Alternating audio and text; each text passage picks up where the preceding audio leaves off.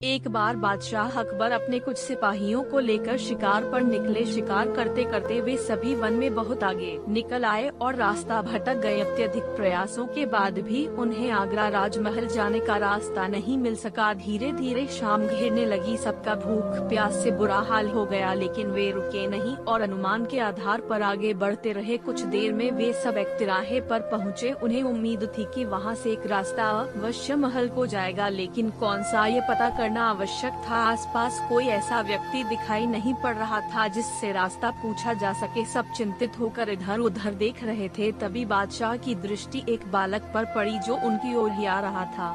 पास आने पर बादशाह अकबर ने बालक से पूछा, बालक जरा बताओ तो आगरा के लिए कौन सा बड़ी ई की मात्रा सड़क जाती है। बादशाह का प्रश्न सुनकर बालक हंस पड़ा और बोला, महाशय सड़क कहीं नहीं जाती, जाना तो आपको ही पड़ेगा। उसकी इस निर्भीकता और वाक्पटुता से बादशाह अकबर बड़े प्रभावित हुए और प्रसन्नचित होकर उससे बोले, बहुत वाक्पटु जान पड़ते हो। बालक नाम क्या है तुम्हारा? मेरा नाम महेश दास महाशय। और आपका नाम? बालक ने तपाक से उत्तर देते हुए प्रश्न भी कर दिया। मुस्कुराते हुए अकबर ने उत्तर दिया, तुम हिंदुस्तान के बादशाह अकबर से बात कर रहे हो। यह जानकर बालक ने सिर झुकाकर बादशाह अकबर का अभिवादन किया। अकबर ने अपनी उंगली से हीरे की अंगूठी निकालकर बालक को दी और बोले, बालक हम तुम्हारी वाक्पटुता और निडरता देखकर बहुत खुश है। हमारे राजमहल आना और ये अंगूठी हमें दिखाना, हम तुम्हें तुरंत पहचान जाएंगे और इनाम देंगे। चलो अब बता दो कि आगरा जाने का रास्ता किस ओर है।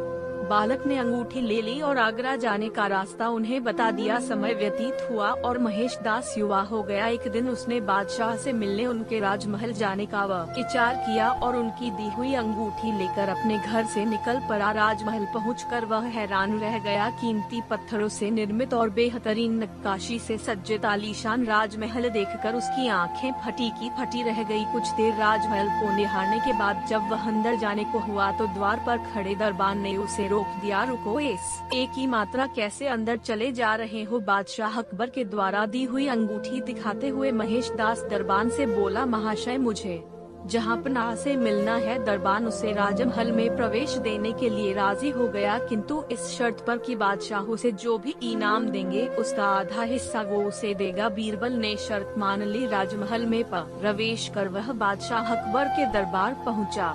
बादशाह सलामत को सलाम करने के बाद उसने उन्हें अंगूठी दिखाई, जिसे पहचान कर बादशाह बोले, अरे तुम तो वही बालक हो जिसने हमें रास्ता बताया था।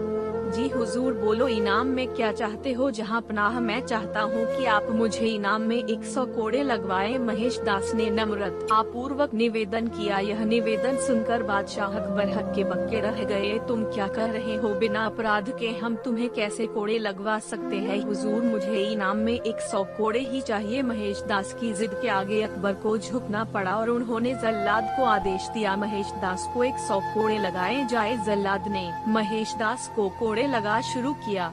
जैसे ही उसने 50 कोड़े पूरे किए, महेश दास बोला, बस हुजूर ये मेरे हिस्से का इनाम था। इनाम का आधा हिस्सा मुझे अपने वचन अनुसार आपके दरबान को देना है, इसलिए 50 कोड़े उसे लगाए जाए। यह कहकर बीरबल ने राजमहल में प्रवेश के लिए दरबान से हुई बातचीत का पूरा विवरण बादशाह अकबर को दे दिया। यह बात सुननी थी कि दरबार में ठहाके लगने लगे। बादशाह अकबर ने दरबान को 50 की जगह 100 कोड़े लगवाए। महेश दास की बुद्धिमानी को देखते हुए उन्होंने कहा, महेश अपनी बुद्धिमानी के कारण आज से तुम बीरबल कहलाओगे। और अपने नवरत्नों में सम्मिलित करते हुए उसे अपना मुख्य सलाहकार नियुक्त कर लिया। इस तरह बीरबल अकबर के खासम खास बन गए। तो दोस्तों आपको ये कहानी कैसी लगी हमें कमेंट करके जरूर बताइए। दोस्तों ऐसे ही कहानियाँ रोजाना सुनने और देखने के लिए राज स्टोरी चैनल को सब्सक्राइब जरूर कर लीजिए। धन्यवाद।